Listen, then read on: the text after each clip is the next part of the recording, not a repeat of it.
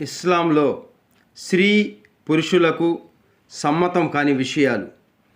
ప్రఖ్యాత హదీసు గ్రంథాలైన బుఖారీ, సహీ ముస్లిం, అబుదావుద్, ఇబ్నె మాజా మరియు తిర్మిజీ ఆధారంగా చేసుకొని శిరోజాలలో సవరాలు, కృత్రిమ కొప్పు, విగ్గు లాంటివి పెట్టుకునేవారు.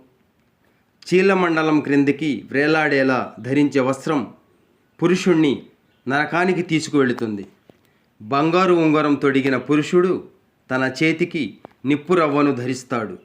బంగారు, వెండి పాత్రలలో తినే త్రాగేవాడు తన కడుపును అగ్నితో నింపుకుంటాడు.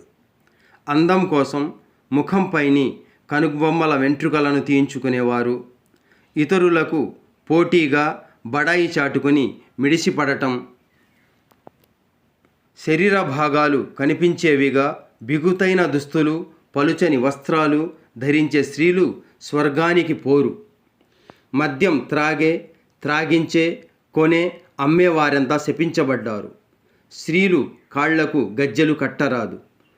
పురుషులు, స్త్రీలు తలకు నల్ల రంగు పూసుకోరాదు. స్త్రీలు పురుషులు కలిసి కూర్చునే విధంగా సభలు, సదనాలు ఏర్పాటు చేయరాదు.